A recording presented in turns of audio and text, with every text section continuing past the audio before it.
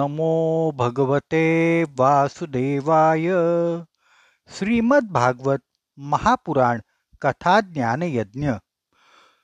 वसुदेवांच्या सत्य बोलण्यावर संतुष्ट होऊन कंसाने त्या नवजात बाळाला न्यायला सांगितलं. वसुदेव बाळ घेऊन परत निघाले, पण त्यांच्या मनात आलं, या दुष्टाच्यावर विश्वास ठेवायचा तरी किती. इकडं नारदाने बघितलं की वसुदेवाचा पहिला पुत्र कंसाने मारला नाही. तेव्हा त्याने विचार केला, कंस जर असा चांगला वागायला लागला तर त्याचं पाप वाढेल कसं. कारण पाप वाढल्याखेरीज भगवंत अवतार घेऊन कंसाला मारणार तरी कसे. म्हणून नारद एकदम कंसाच्या दरबारात प्रविष्ट झाले. नारद कंसाला म्हणाले, अरे कंसा, तू फारच भोळा आहेस. अरे देव तुला मारायची योजना आखत आहेत. तू वसुदेवाचं पहिलं बाळ परत केलंस, असं कसं वागतोस. कारण कोणताही मुलगा पहिला किंवा 8वा होऊ शकतो ना. असं म्हणून नारदाने कंसाला एक कमळ पुष्प दाखवलं आणि त्याच्या पाकळ्या मोजायला सांगितल्या. तेव्हा कंसाने पहिल्यापासून 1 2 3 4 5 6 7 8 अशा पाकळ्या मोजल्या. नंतर नारदाने ते फूल फिरवलं आणि पुन्हा कंसाला पाकळ्या मोजायला सांगितल्या. कंसाने भोळेपणाने 1 2 3 4 5 6 7 8 अशा पाकळ्या मोजल्या. तेव्हा नारद म्हणले, बघितलंस, मगाशी जी पहिली पाकळी होती ती आता 8वी झालेली आहे. तेव्हा आश्चर्याने कंस विचारतो, मग काय मी देवकीची सगळी मुलं मारू. तेव्हा नारद म्हणतात, राजन, मी तुला सावध करायला लावलंय. काय योग्य वाटेल तेच तू कर. नारायण नारायण म्हणत नारद निघून गेले. नारदाने कंसाचा बुद्धिभेद केला आणि कंसाचं पाप वाढवण्याकरता त्याला उलटा पाढा शिकवला. कंस म्हणजे अभिमान, जो जीवाला बंद करून ठेवतो. नारद नारायण नारायण करत गेले आणि कंसाने त्वरित वसुदेवाचं बाळ ओढून परत आणलं आणि दगडावर आपटून मारलं. कंसाने पाठोपाठ देवकीचे 6 पुत्र मारले.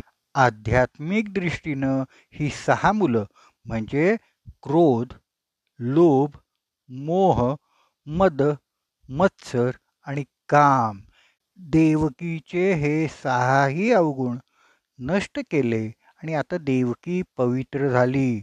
देवकीला कारागृहात एकांत मिळालेला होता. ही भगवंतांचीच कृपा आहे.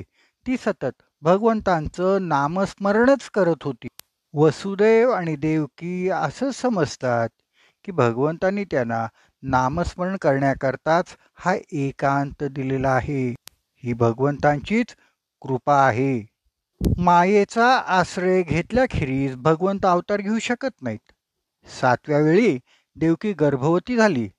कंसापासून होणारा उपद्रव लक्षात घेऊन भगवंतांनी योगमायेला बोलवलं आणि आज्ञा केली, कल्याणी, तू गोकुळात जा. गवळी आणि गायी यांनी तो प्रदेश सुशोभित झालेला आहे. तिथं नंदाच्या गोकुळात वसुदेवांची पत्नी रोहिणी राहत आहे. त्यांच्या इतर पत्न्याही कंसाच्या भीतीनं गुप्त जागी राहत आहेत.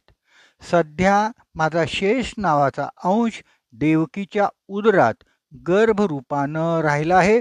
त्याला तेथून काढून तू रोहिणीच्या पोटात नेऊन ठेव. हे कल्याणी, नंतर मी माझ्या सर्व शक्तींसह देवकीचा पुत्र होईन आणि तू नंदपत्नी यशोदेच्या ठिकाणी जन्म घे. पृथ्वीवरील सर्व लोक तुझी पूजा करून स्थापना करतील आणि तुला दुर्गा, भद्रकाली, विजया, वैष्णवी, कमुदा, चंडिका, कृष्णा, माधवी, कन्या, माया, नारायणी, अंबिका, शारदा इत्यादी अनेक नावानं ओळखतील. देवकीच्या गर्भातून काढून घेतल्यामुळं शेषाला लोक जगात संकर्षण म्हणतील. तो लोकरंजन करणार असल्यामुळं त्याला राम म्हणतील आणि बलवानांच्या मध्ये तो श्रेष्ठ असल्यामुळं त्याला बलसुद्धा म्हणतील. अशी आज्ञा केल्यानंतर योगमायेनं जशी आपली आज्ञा समजून भगवंतांचं म्हणणं शिरोधार्ध मानलं आणि त्यांना प्रदक्षिणा घालून ती पृथ्वीवर आली आणि भगवंतांनी जसं सांगितलं तसंच तिनं केलं.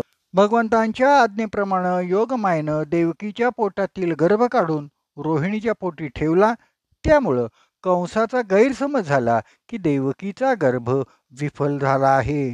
इकडं वसुदेवांच्या मनात भगवंतांनी प्रवेश सर्व कलांच्या सह केला आणि केवळ इच्छेनंच मनोमिलनाने देवकीच्या पोटी गर्भधारणा झाली. कासवांच्या मध्ये जशी केवळ इच्छेनं गर्भधारणा होते तशीच अशा रीतीने भगवंत गर्भरूपानं देवकीच्या उदरी शिरले. त्या क्षणी देवकीचं तेज एकदम पालटलं. देवकी अग्निशिखेप्रमाणे तेजस्वी दिसायला लागली आणि तिचं रूप पाहून कंस घाबरला. यावेळी नक्की देवकीच्या पोटी विष्णूचा अंश आहे या विचारानं कंस अस्वस्थ झाला.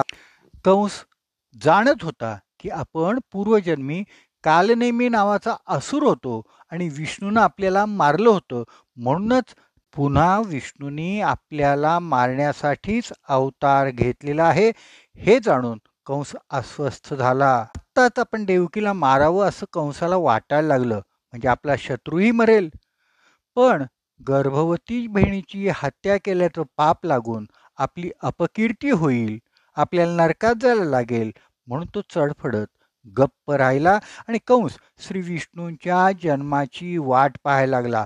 सतत मनामध्ये शत्रूचा विष्णूचाच विचार करू लागला.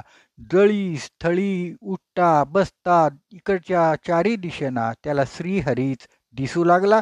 तो अखंड मनात देवकीचा आठवा पुत्र असाच विचार करत राहिला. शुकमुनी सांगतात, राजन, भगवंतांच्या अवताराची शुभ वेळ योग्य वेळ आली तेव्हा रोहिणी नक्षत्र होतं. सर्व ग्रह आणि तारे शुभ होते. दिशा प्रसन्न होत्या. आकाशामध्ये तारे तेजानं झगमगत होते.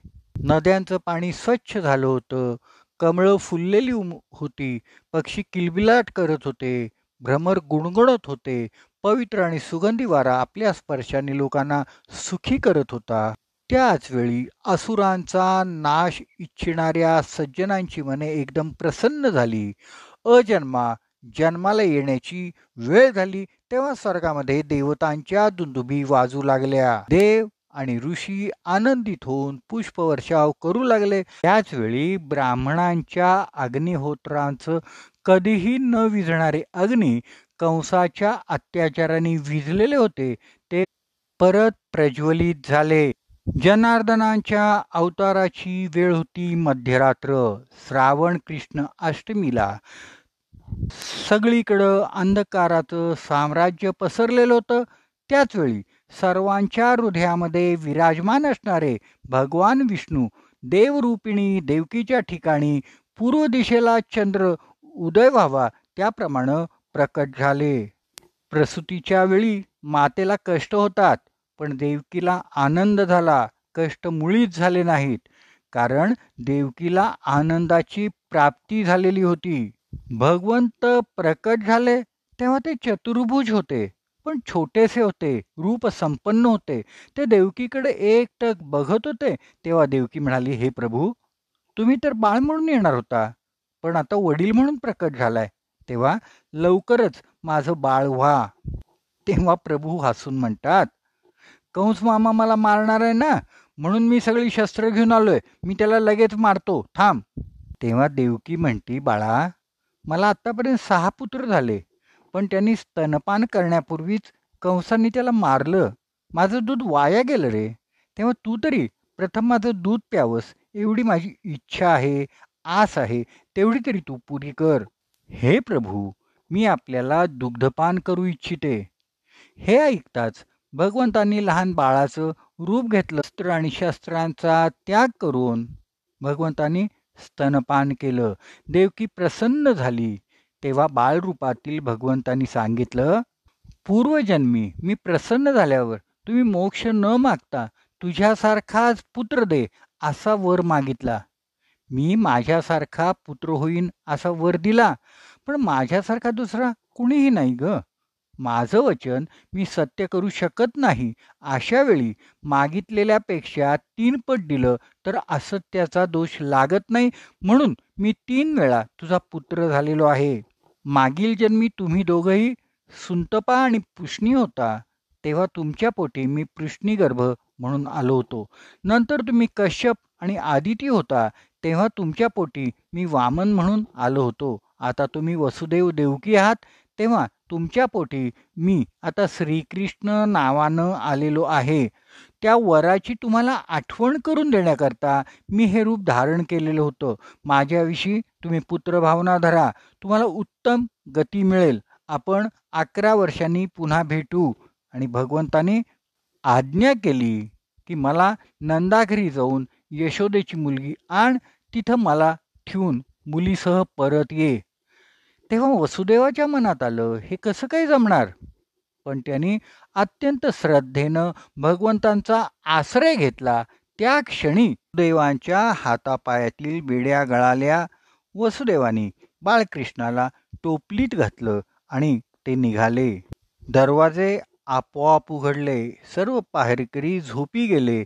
वसुदेवांचा मार्ग प्रकाशमय झाला. अहो, भगवंत डोक्यावर असतील तर माया स्पर्श कशी काय करू शकेल? सर्व बंधनं आपोआप तुटून जातात, सुटून जातात. वसुदेवांच्या मनात शंका आली नाही की हातापायात बेड्या असताना मी कसं गोकुळात जाऊ. कारण वसुदेवांची भगवंतांच्यावर पूर्ण श्रद्धा होती, दृढ विश्वास होता. बाहेर पाऊस पडत होता. वसुदेव डोक्यावर टोपलीत भगवंतांना ठेवून बाहेर येताच बलराम शेष रूपानं धावत आले आणि टोपलीवर आपला फणा त्यांनी धरला. बाळाच्या अंगावर एकही पाण्याचा थेंब त्यांनी पडून दिला नाही. वाटेत यमुनामाई आली. यमुनेचं पाणी वाढलेलं होतं, पण वसुदेवाने यमुना जलात पाय टाकला आणि ते चालायला लागले. पाणी गुडघ्यापर्यंत आलं, पाणी कमरेपर्यंत आलं, पाणी छातीपर्यंत आलं, पाणी गळ्यापर्यंत आलं. अहो, यमुनेला सुद्धा भगवंतांना भेटण्याची आस लागलेली होती आणि हेच भगवंतांनी जाणलं. त्यांनी आपला चरण टोपली बाहेर काढला. क्षणी यमुनेनं आनंदाने भगवंतांच्या चरणकमलावर एक कमलपुष्प वाहिलं, चरण स्पर्श केला आणि ती धन्य झाली. यमुना मैया झर झर खाली उतरली आणि वसुदेवांना मार्ग करून दिला. अहो, आपल्या डोक्यावर जर भगवंत असतील तर कसली काळजी करायची. वसुदेव नंदाघरी गोकुळात पोचले. टोपलीतून प्रभूंना काढून त्यांनी यशोदेच्या जवळ ठेवलं आणि यशोदेच्या जवळील योगमाया बाळ आपल्या टोपलीत ठेवली आणि मथुरेला तुरुंगात परत आले. माया आल्याबरोबर वसुदेवांच्या हातात पुन्हा बेड्या पडल्या. दरवाजे बंद झाले. पहारेकरी जागे झाले. देवकीच्या मांडीवर योगमाया ठेवल्याबरोबर त्या माईनं जोरानं रडायला सुरुवात केली. एकदम धावपळ उडाली. पहारेकऱ्यांनी देवकीला बाळ झाल्याचं कंसाला जाऊन सांगितलं आणि कंस धावत धावत आला. माझा शत्रू कुठं आहे, माझा काळ कुठं आहे?